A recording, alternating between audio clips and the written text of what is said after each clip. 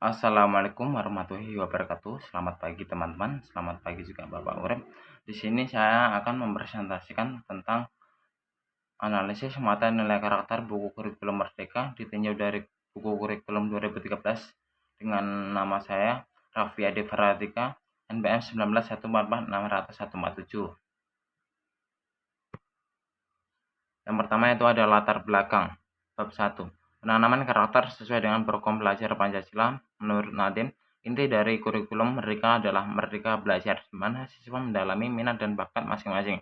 Jika sebelumnya di kurikulum 2013 peserta didik harus mempelajari semua mata pelajaran, namun di kurikulum Merdeka ini siswa tidak dipaksakan untuk mengikuti semua mata pelajaran yang tergantung pada minat dan bakatnya siswa sendiri di sekolah dasar. Apa beda kurikulum 2013 dan kurikulum Merdeka? Pembelajaran kurikulum 2013 umumnya hanya terfokus pada intrakurikuler atau tatap muka, sementara pembelajaran kurikulum Merdeka menggunakan panduan pembelajaran intrakurikuler dari 70-80% dari jam pelajaran dan kurikuler 20-30 jam pelajaran melalui proyek penguatan profil pelajar Pancasila. Identifikasi masalah. Berdasarkan latar belakang di atas, penulis menentukan masalah muatan karakter buku kurikulum Merdeka ditinjau dari kurikulum 2013, di antara lain yaitu ada 3 identifikasi masalah. Yang pertama itu penilaian muatan nilai karakter yang berbeda dari kurikulum 2013 dan kurikulum Merdeka. Hanya perubahan kurikulum isi dari kurikulum 2013 ke kurikulum Merdeka merubah segala aturan dan perkembangan belajar. Selanjutnya itu penerapan proses belajar mengajar yang berbeda untuk kelas 1 dan kelas 4. Selanjutnya yang C adalah ada batasan masalah. Berdasarkan identifikasi masalah di atas, ada beberapa masalah yang ditemui pada sekolah. Peneliti membatasi tentang penelitian muatan karakter tidak jauh berbeda dengan muatan nilai karakter yang terdapat pada penilaian kurikulum Merdeka, lebih menguatkan pada profil pelajar Pancasila.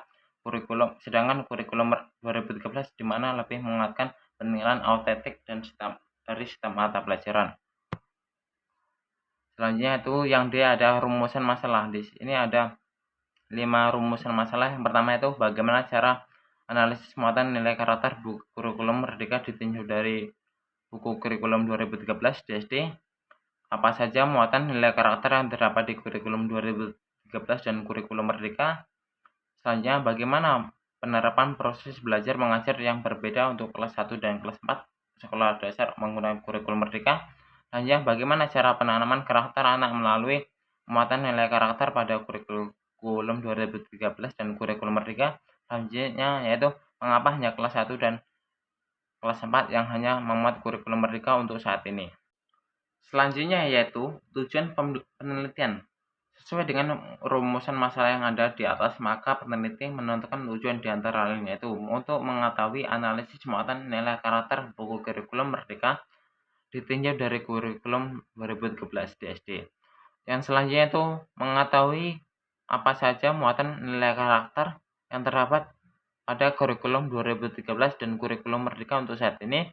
Selanjutnya untuk mengetahui proses penerapan belajar mengajar untuk kelas 1 dan kelas 4 di sekolah dasar menggunakan kurikulum Merdeka.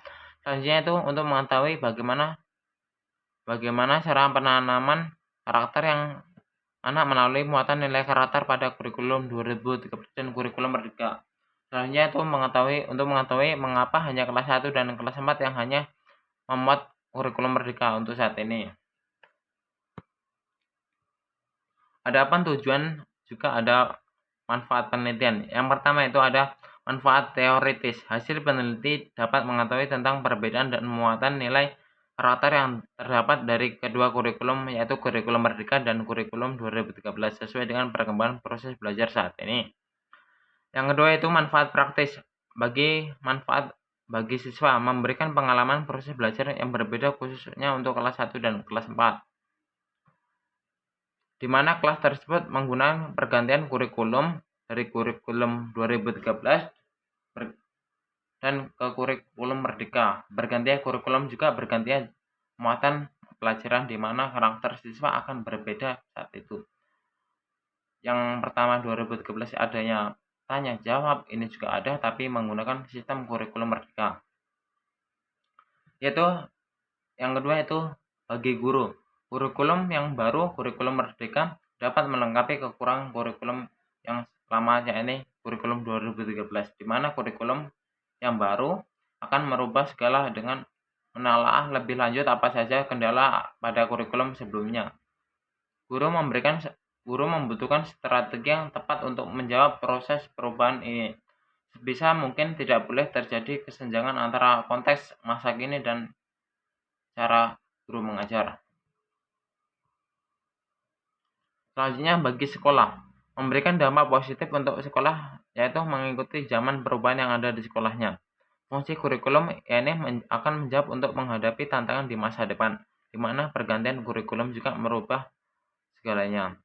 Adanya pergantian zaman, adanya juga pergantian mata pelajaran di sekolah dasar.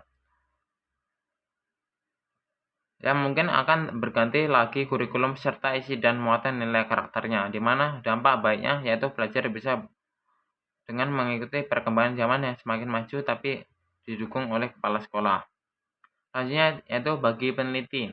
Dengan adanya penelitian dapat mengetahui cara analisis muatan karakter buku kurikulum merdeka ditinjau dari kurikulum 2013 di SD dengan membandingkan dari kedua kurikulum tersebut diambil dari muatan yang berbeda.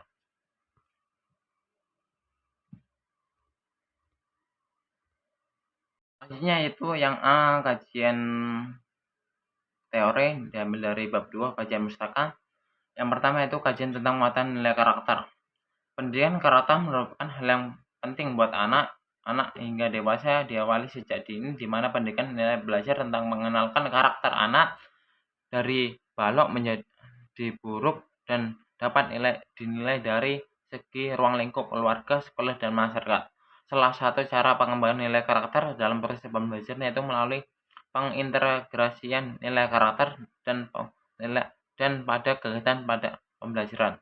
Pengintegrasian pendidikan nilai karakter pada setiap pelajaran menjadi sangat penting kesiapan siswa dan dalam menghadapi setiap permasalahan di dalam kehidupannya. Menurut Qadriyah dan Wahid 2015 179, pendapat ini membuktikan bahwa dalam proses pembelajaran tidak hanya ditanamkan nilai kognitif saja pada pribadi peserta didik,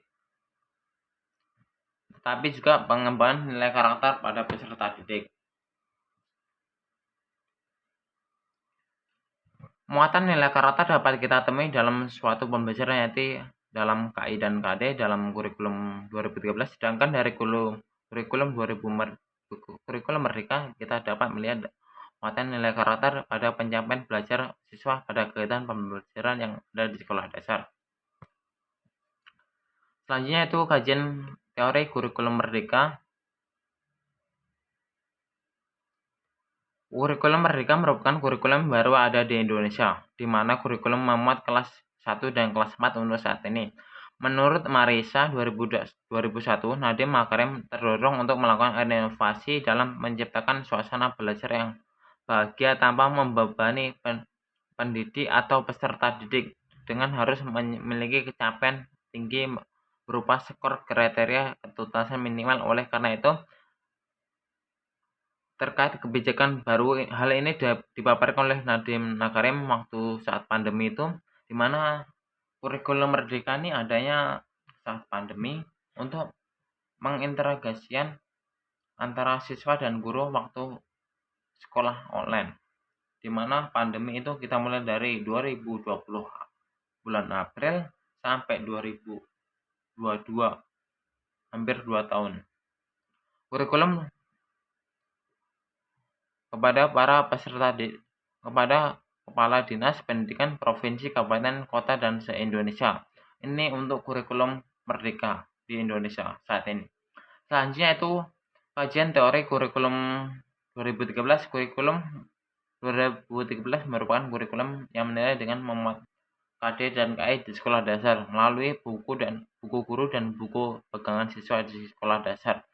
Pembaruan kurikulum tingkat satuan pendidikan atau disebut KTSP disempurnakan melalui kurikulum 2013 dengan cara aspek yang dijadikan pokok pengajian meliputi aspek kognitif, aspek keterampilan, aspek, perilaku, dan sikap. Kurikulum 2013 ini terkandung beberapa mata pelajaran diantaranya yaitu pendidikan Pancasila, kewarganegaraan, ilmu pengetahuan sosial atau kita sebut IPS, dan bahasa Indonesia menurut Fernandes 2019.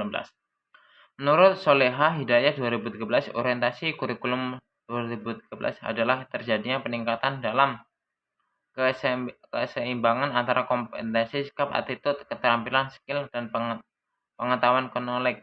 Ini juga sejalan dengan amanat Undang-Undang Nomor 20 Tahun 2003 sebagaimana tersurat dalam penjelasan kompetensi lulusan merupakan kualitatif kemampuan yang mencakup sikap, pengetahuan, dan keterampilan sesuai dengan standar nasional yang telah disepakati. Selanjutnya ada penelitian yang relevan. Dari penelitian yang pernah dilakukan oleh Omri yang berjudul Pentingnya Pendidikan Karakter pada Dunia Pendidikan, di mana terbukti bahwa pendidikan merupakan penilaian dari kehidupan seorang yang ada di dunia, di mana pendidikan nilai karakter masih membahas tentang karakter manusia, karakter seseorang atau yang ada di dunia melalui karakter orang juga dapat menilainya melalui keluarga, sekolah, dan masyarakat sekitar. Selanjutnya yaitu menurut Atikah Mumpuni dan Musinatun Sisah Masruri 2016 yang berjudul Muatan Nilai Karakter pada Buku Teks Kurikulum 2013 Pegangan Guru dan Pegangan Siswa Kelas 2, di mana penelitian terbukti bahwa frekuensi kemunculan nilai-nilai karakter tersebut tergantung pada fokus pengembangan karakter dan tema yang disajikan.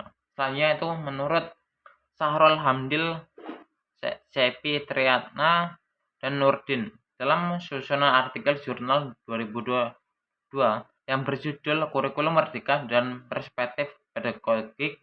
Dalam penelitian terbukti bahwa pembuatan dan penerapan kurikulum merdeka merupakan upaya pemerintah dalam upaya pemerataan dan meningkatkan mutu pendidikan di Indonesia. Pedagogi mereka agar dapat menerapkan kurikulum merdeka secara optimal. Selanjutnya itu menurut Dewa Ayu Made Manu Okta Pratini. Yang kedua itu menurut Niketut Suwarni dan Aiketut Suwar Adar Yana 2002 telah melakukan penelitian tentang kurikulum merdeka yang berjudul tentang analisis kurikulum merdeka dan platform merdeka belajar untuk mewujudkan pendidikan yang berkualitas. Dalam penelitian telah terbukti bahwa kurikulum merdeka dikembangkan melalui meningkatkan kualitas pendidikan Indonesia. Kurikulum merdeka dapat disesuaikan dengan keperluan dan karakteristik peserta didik yang dapat memudahkan peserta didik untuk belajar tanpa harus merasa terbebani dalam kegiatan pembelajaran. Yang kedua itu ada Lukmanul Hakim, Jurnal Ilmiah Didaktika Vol 17 nomor 2 Februari 2017, penelitian tentang analisis perbedaan antara kurikulum KTSP dan kurikulum 2013, dan penelitian tersebut telah terbukti bahwa kurikulum 2013 lebih menekankan pada integrated kurikulum. Pendekatan ini mirip dengan pendekatan utama untuk belajar dengan pendekatan kognitif di mana siswa melalui pendekatan dan pengembangan keterampilan anak, kontrol pikiran, dan serta teknik kognitif anak. Yang terakhir yaitu menurut Yogi Kuncoro Adi Profesi Pendidikan Dasar Vol 4 nomor 1 Juli 2017 dalam penelitian yang berjudul Analisis Muatan Pendidikan Karakter dalam Buku Tes Kurikulum 2013 kelas 3 dan SD semester 1 berdasarkan ketemuan dan dalam penelitian ini kurangnya lengkapnya indikator dalam setiap aspek karakter membuat penanaman setiap nilai menjadi kurang utuh. Akan tetapi, di sisi lain, pengembangan suatu nilai karakter harus berpondasikan nilai karakter yang tertentu.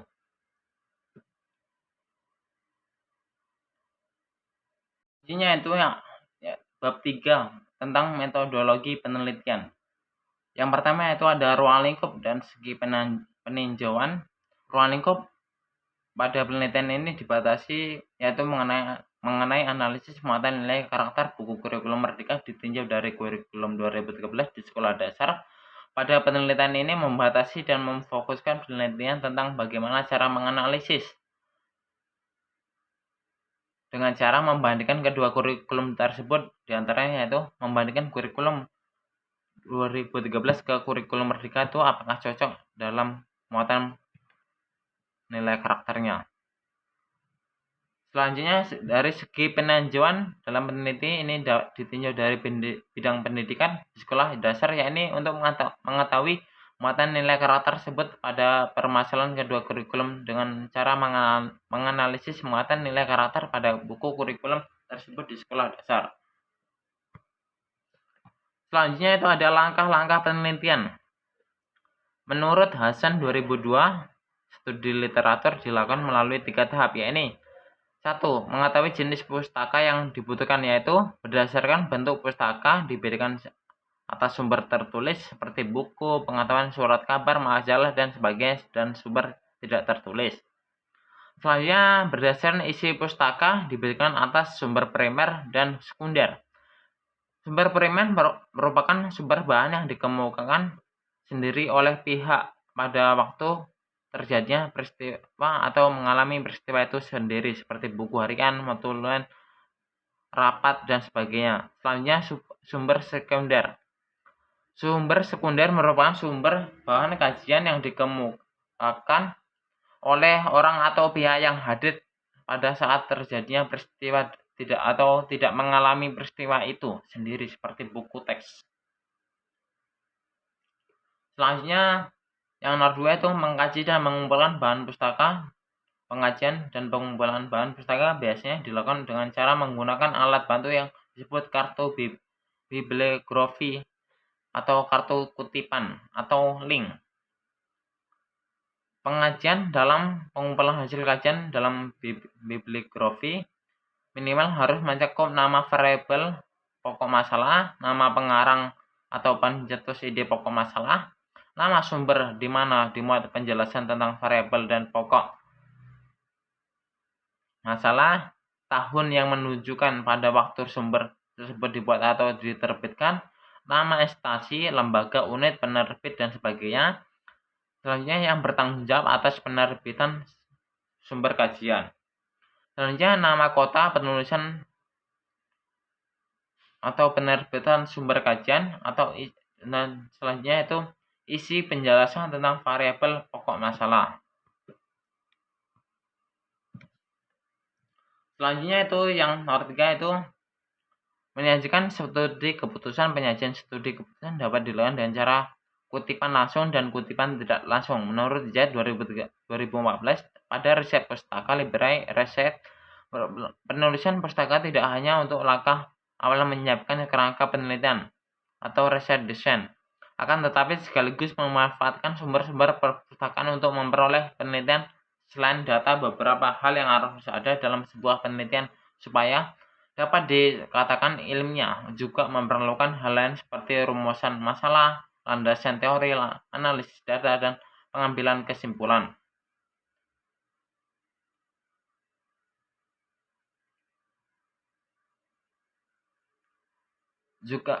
Di mana juga memerlukan hal lain seperti rumusan masalah dan kesimpulan. Penelitian dengan studi literatur adalah penelitian yang persiapannya dengan cara penelitian, akan tetapi sumber dengan metodenya pengumpulan data dengan mengambil data di pustaka.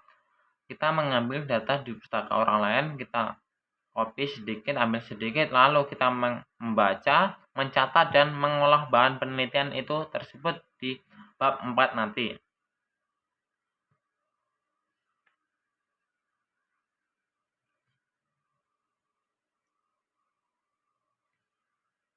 Berdasarkan teori yang dikemukakan di atas, peneliti melakukan langkah-langkah penelitian sebagai berikut. Yang pertama itu ada mengumpulkan data. Peneliti mencari sumber yang akan dipakai untuk melakukan sebuah penelitian dengan metode studi literatur dengan cara mencari di jurnal, website, dan perpustakaan, dan diolah menjadi data yang relevan di daftar pustaka atau kesimpulan nanti di akhir pembahasan.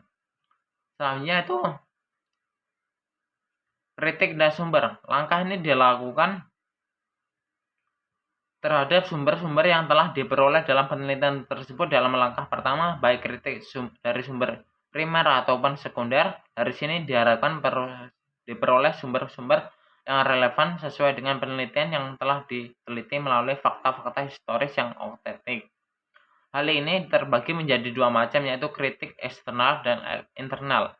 Kritik internal atau kritik luar yaitu menilai otentisitas sumber sejarah. Dalam kritik eksternal dipersoalkan bahan dan sumber, umur asal dokumen, kapan dibuatnya, oleh siapa dibuatnya, dan instansi mana, atas nama siapa, dan apakah sumber itu asli atau salinan dan masih utuh atau sudah berubah. Sedangkan kritik internal adalah kritik dalam bentuk untuk menilai kredibilitas sumber dan mempersoalkan isinya dan kemampuan pembuatannya. Selanjutnya itu ada interpretasi. Telah melakukan heuristik dan kritik, baik kritik internal ataupun internal. Tahap selanjutnya adalah interpretasi. Interpretasi merupakan kegiatan menuliskan sumber-sumber yang sudah diperoleh dan berusaha membayangkan bagaimana gambaran pada masa lampau. Selanjutnya itu historiografi. Yang terakhir yaitu merupakan menyusun fakta-fakta sejarah atau menyusun fakta-fakta penelitian yang terdapat pada penelitian yang kita teliti, lalu kita simpulkan dan rumuskan dari data yang didapat dari penelitian dan evidensi di dalam sumber penelitian tersebut. Historiografi adalah proses penyusunan dari hasil penelitian yang telah diperoleh sehingga menjadi satu kesatuan yang utuh.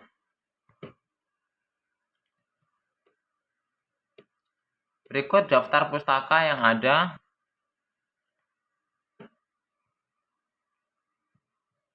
Terima kasih. Mohon maaf kalau ada salah kata atau pengucapan. Mohon maaf sebelumnya. Wassalamualaikum warahmatullahi wabarakatuh.